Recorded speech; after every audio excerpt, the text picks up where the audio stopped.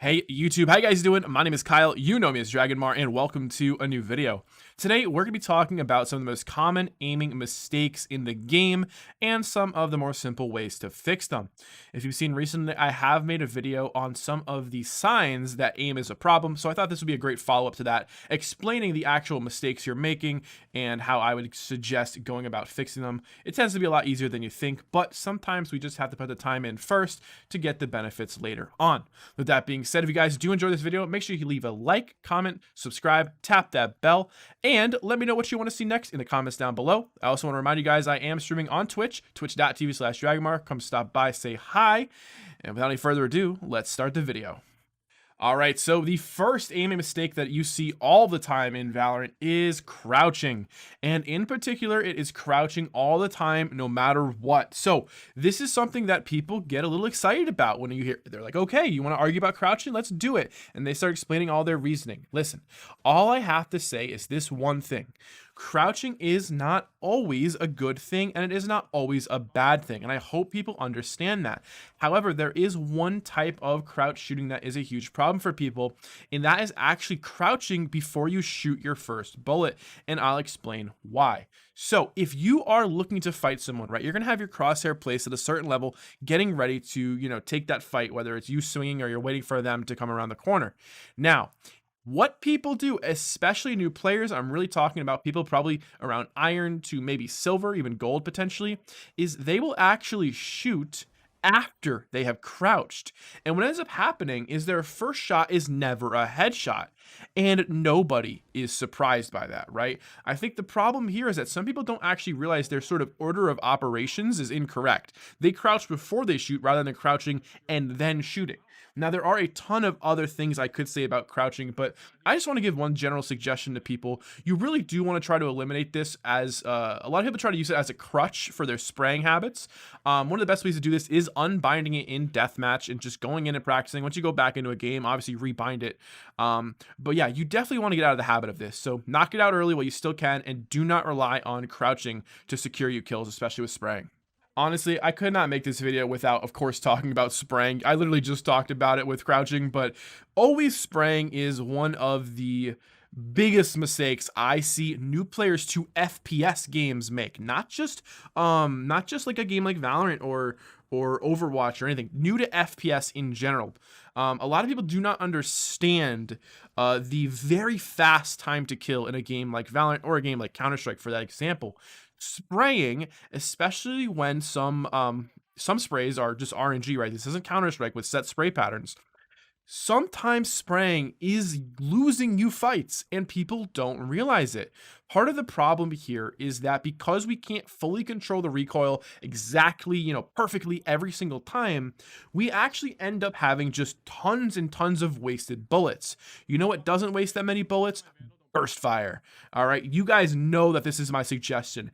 If you are somebody who finds yourself getting deep into every magazine when you're taking fights and you're getting kills with like 3 bullets left, yeah, you need to really reconsider how you are engaging with the enemy and what type of sort of playstyle you're going with these weapons.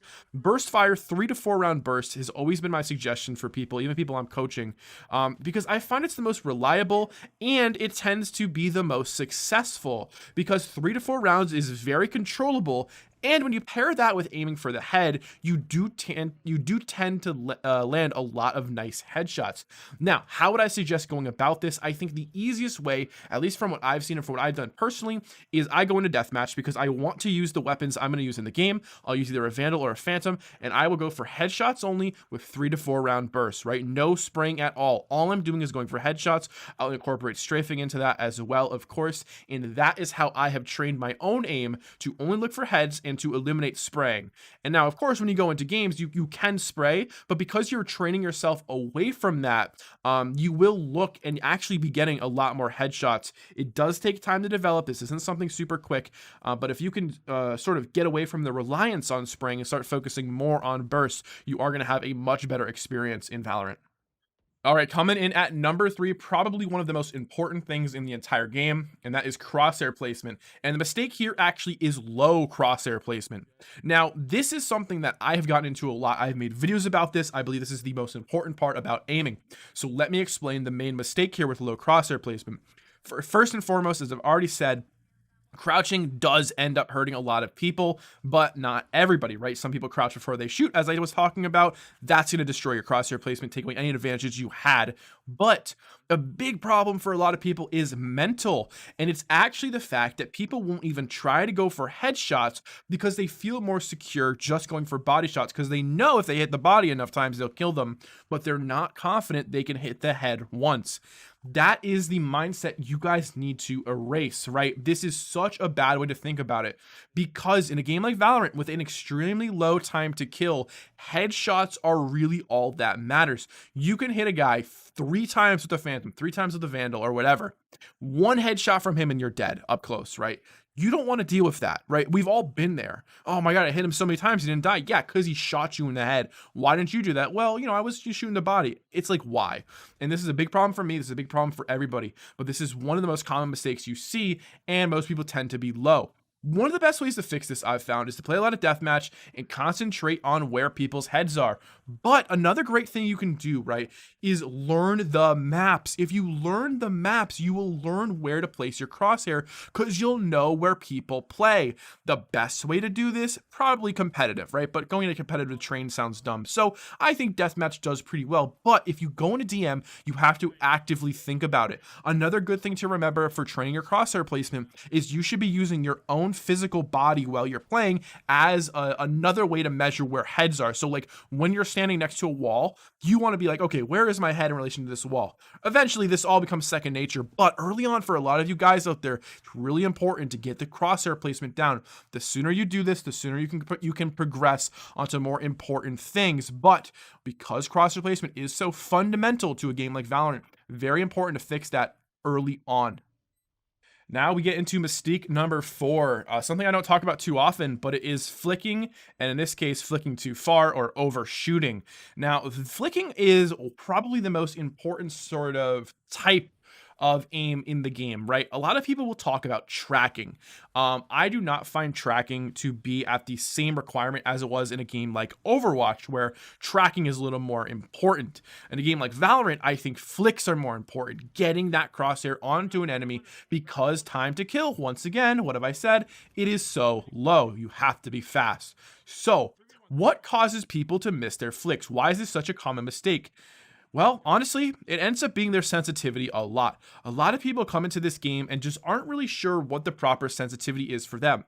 I am not here to tell you what sensitivity you should be playing at, but what I can tell you is that if you are finding that you are constantly missing flicks, and a lot of times you're going to be overshooting them, you need to adjust your sensitivity. If you are overshooting, that means your sensitivity is too high. Bring it down. If you're undershooting, you're not shooting far enough, your crosshair is not hitting them, you want to turn it up. You should feel comfortable in all situations moving your mouse, and 180 should always be easy. It should never be hard. You should have to lift your mouse up multiple times. I know some people's mouse pads don't allow for that, and I feel really bad for you guys. But once again, you're matching the sensitivity to the size of your mouse pad to your own desire. There is no one perfect sensitivity. It's different for everybody. But for a lot of people, they will mess up their flicks. And if you can learn to flick, you are in such good shape. Now, a few things you want to do with this to get better at flicking. First of all, reaction time. Big one. Aim trainers have a lot of great options for training your reaction time. I think you can get a lot of good value out of those, but also using these specific aim trainers that have sort of set programs for flicking, going for fast reactions, even something as simple as grid shot can actually be a good example. Grid shot, by the way, in aim labs, good example of a way to train your flicking. And it is very important. Keep that in mind. Obviously, not everybody should be using aim trainers, but I do think there's a lot of value using aim trainers, specifically if you're trying to develop your flicks. Mistake number 5 is something that a lot of people miss, and that is pre-aiming into objects.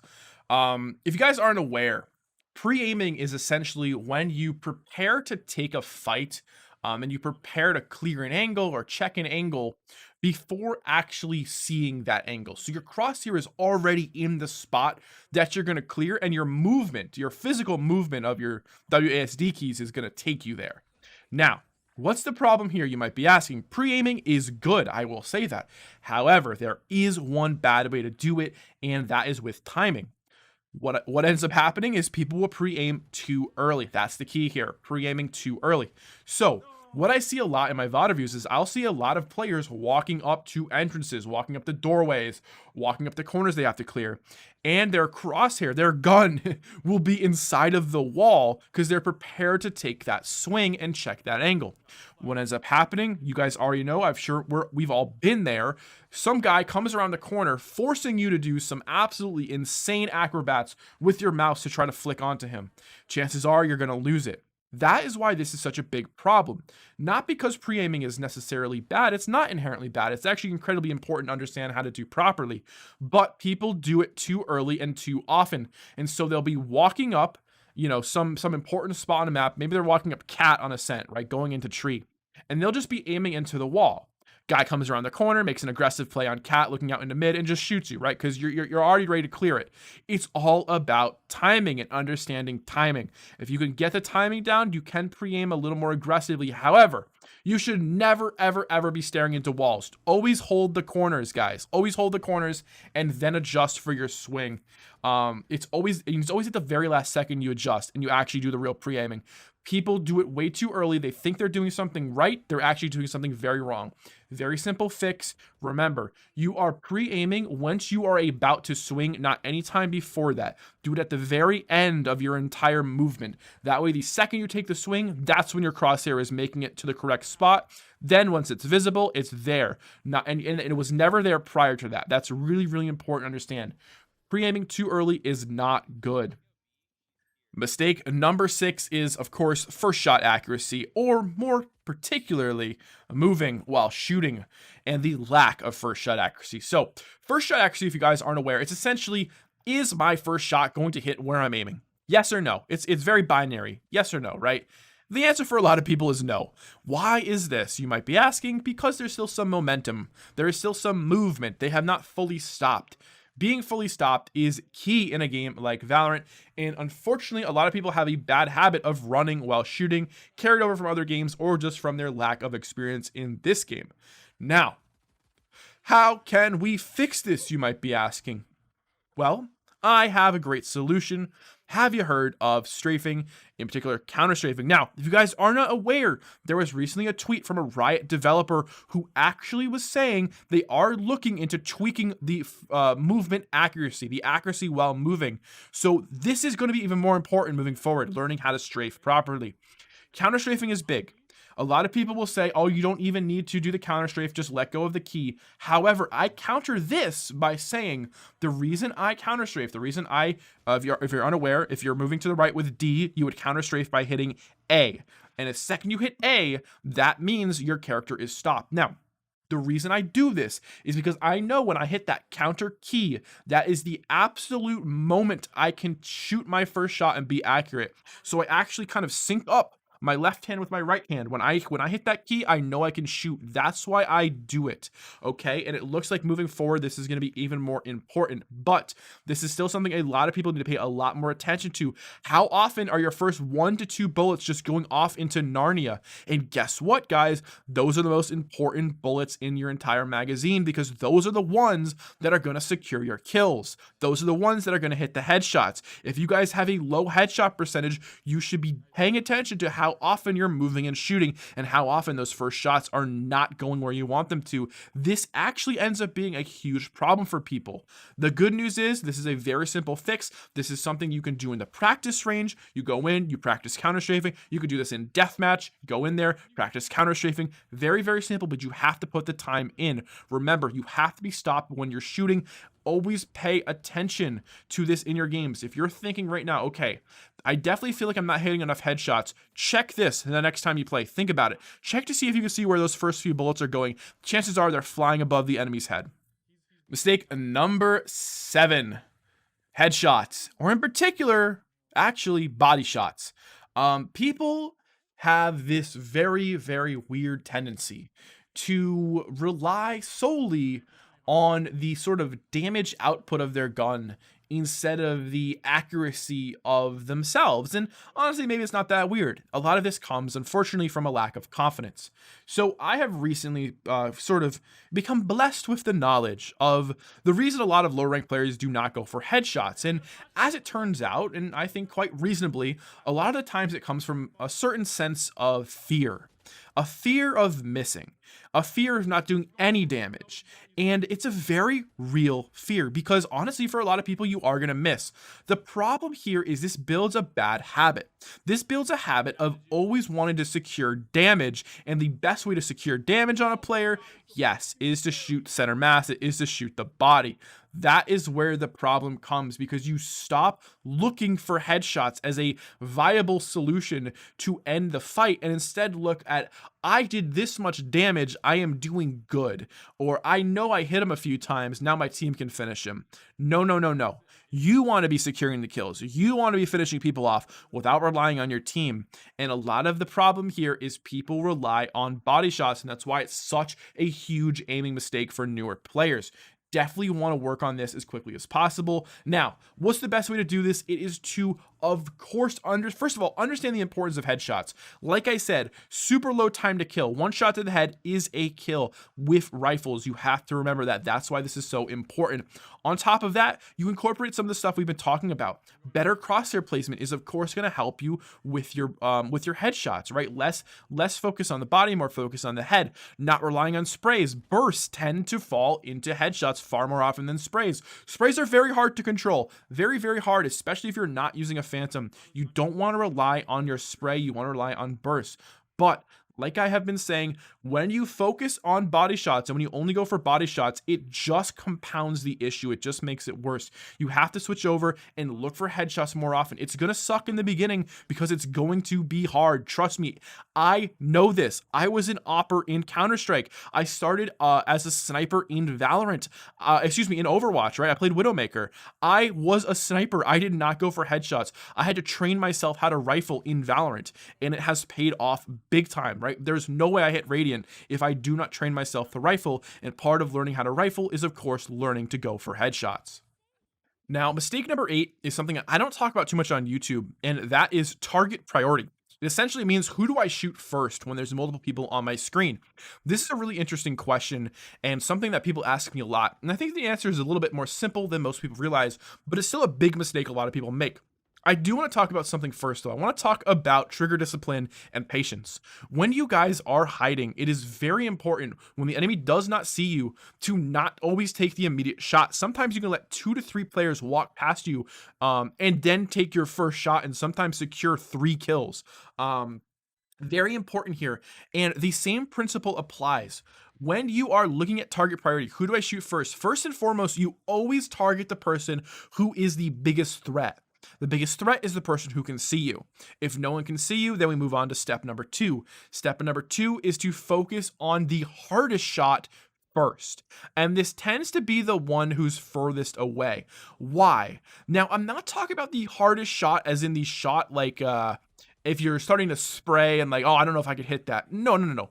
I mean, if you're like if you shoot a few bullets, are you gonna be able to kill this guy? Because you need to have the easiest time killing that person, then you can focus on the other. I kind of said that confusing. Essentially what I mean is shoot the further guy if possible. The reason for this is the further target tends to be harder to kill. If you can focus them down, really line up that headshot on them, then you can go full spray on the guys closer to you. This is my best advice I can give, I think, to this. I think a lot of people agree with this as well. You shoot the guy who's further away, then you're able to continue that spray into the closer player. The reason for this is because if you don't kill the far guy first of all, he's going to react. But second of all, do you have time to reset your recoil to fight him? Probably not. And then if you don't, are you really sure your spray is going to be able to reach that far? Chances are it's probably not. So target priority is not that hard, guys. You, generally speaking, want to eliminate the largest threat. If no one's really a threat, like everyone's not looking at you, shoot the guy further away and then spray transfer into the guy closer. And guys, that is going to do it for the video. I hope you enjoyed learning about these mistakes and maybe some of the ways you can fix them, some things to think about. These are all super, super common across the game. So if you were a lot of these, don't worry about it. It happens to all of us. And with practice, you can get better. Remember, I do always recommend Deathmatch, but aim trainers are definitely good for some of this stuff too. Thank you so much for watching, and I'll see you next time. Take it easy and peace.